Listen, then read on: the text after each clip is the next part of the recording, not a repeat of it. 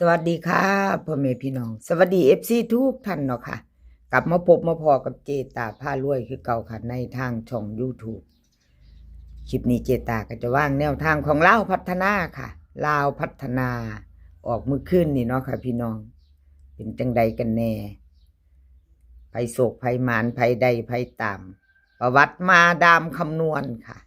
มาดามคำนวณมาแห้งเด้อ3 งวด 4 งวดแล้วเด้อค่ะพี่น้องวิ่งลูดมาดามคำนวณ60346เข้าไป6บนล่างเนาะค่ะแล้วก็46เต็มตรงเนาะแบบบ่ได้กลับเลยค่ะมาเบิ่งประวัติของดารามาดามคนสวยรวยนำใจค่ะ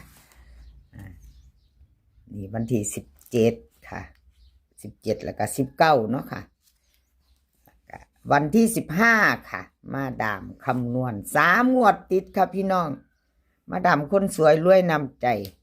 เป็นจังใดแน่ผู้ใดมานผู้ใดได้ดีใจน้ำเนาะค่ะเก่งมาดามคำนวณ3 งวดติดค่ะ3 งวดติดกับขอบบุญขอบคุณมาดามคำนวณค่ะที่ให้แนวทางมาว่างทางช่องเนาะมาไวค่ะขอบคุณหลายๆเจตาก็ลงเลยมื้อนี้ลงให้ก่อน2 วันเนาะค่ะ2 วัน3 วันลงไปเลยเนาะทยอยลงเรื่อยๆมาดามคำนวณค่ะคนสวยรวยน้ำใจเพิ่นมีครูเนาะค่ะเจตาหังว่าอยู่ลุงคลิป เอาครูมาอีกเพิ่นบ่เดียวเด้เดี๋ยวนี้พี่น้องบ่วิ่งบ่หลุดผู้เดียวเด้เดี๋ยวนี้จับมือกอดข้อมาโลดเด้จับครูได้เนาะมาดามคำนวณเนาะเพิ่นมีครูมาตลอดเนาะช่วงนี้เนาะค่ะหยอกเด้อค่ะหยอกเพื่อนรักกันบ่เป็นหยังดีใจด้วยค่ะดีใจด้วยมันหมานโชคดีมีความสุขค่ะมาดามคำนวณเอามาตามต่อไปใหม่ค่ะมาไปใหม่วันที่22ที่เพิ่นให้มาแนวทางใหม่เนาะแนวทางใหม่วิ่งลูดค่ะมาดามคำนวณเพิ่นให้7กับ9 2ตัว4หาง37573559เบิ้ลค่ะ7799 3ตัว3หางค่ะ739 759 779วิ่งลูดเด่นทอกันเด้อค่ะมาดามคำนวณ9กับ7ค่ะวงกลมให้ทอกันเน้นที่39กับ59ค่ะ3ตัวค่ะเน้น2หาง739 759ค่ะแคปหน้าจอค่ะใครจะไปต่อกับมาดามคำนวณคนสวยรวยนำใจเข้าไป3 งวดติดค่ะFCมาตามกันไม่ไปต่อเนาะค่ะ3 งวดติดมาดามคำนวณมาไปต่อค่ะเลขมีที่มาค่ะเลขมีที่มาวันที่19เนาะเป็นเมื่อคืนนี่เนาะค่ะพี่น้องเป็นวันที่19เนาะประวัติเพิ่น03 603 3ตัวบน46ล่างบ่เข้าบ่เดินเนาะค่ะ2ตัว3ตัวเบิ้นวิ่งลูดขอโทษขออภัย FC ค่ะที่แนวทางเพิ่นบ่เข้าเนาะไม่มาขออภัยแทนเลขมีที่มาเนาะค่ะ2 งวดค่ะเจตายเบิ่งประวัติ2 งวดค่ะคลิปนี้2 งวดคลิปนี้สีเสียนดังคือเก่าค่ะสีเสียนดังมาดามคำนวณเลขมีที่มาเลขรับนางฟ้า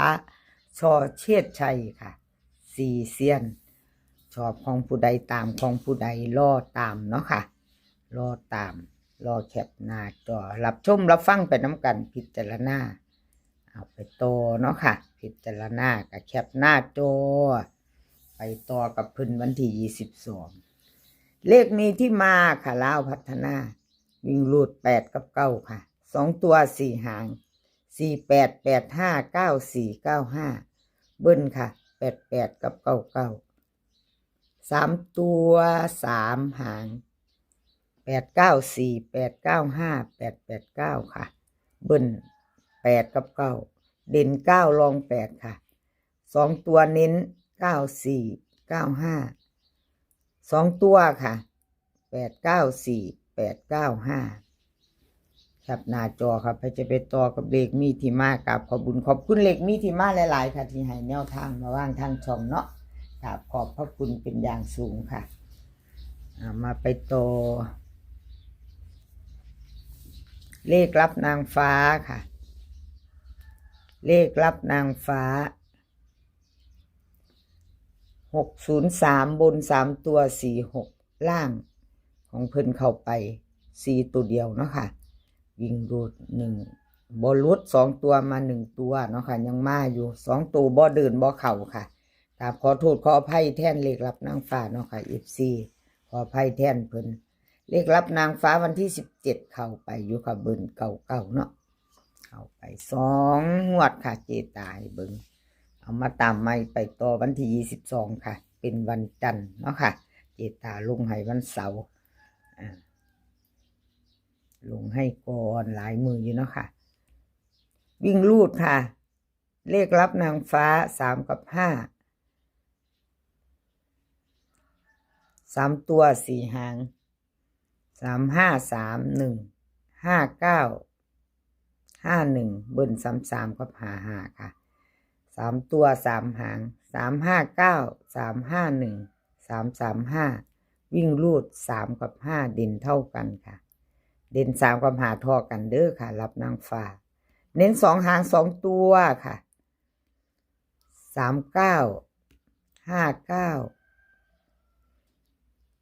3ตัวค่ะหางเดียว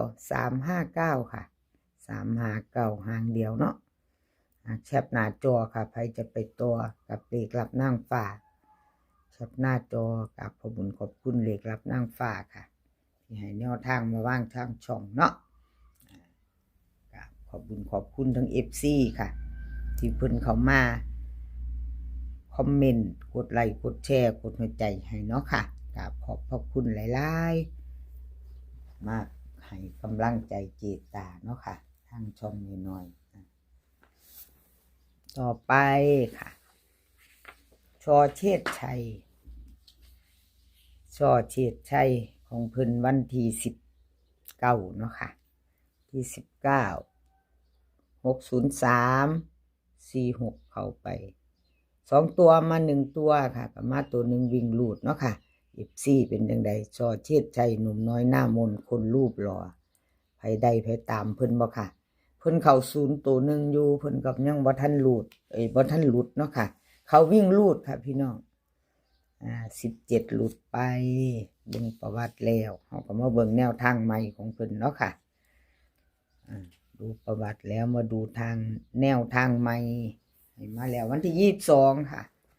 22เป็นวันจันทร์เนาะค่ะเป็นวันจันทร์2 ทุ่มครึ่งค่ะลาวพัฒนาวิ่งลูดค่ะ9กับ1 2ตัว4หาง93941413เบิ้ลค่ะ99กับ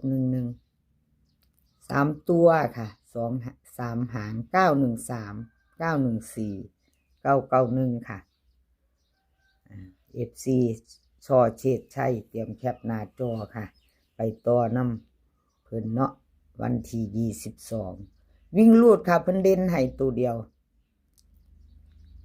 เด่นแค่1ตัวเดียววงกลมให้ตัวเดียวค่ะวิ่งลูดของช่อเฉดชัย2ตัวค่ะ2หาง1413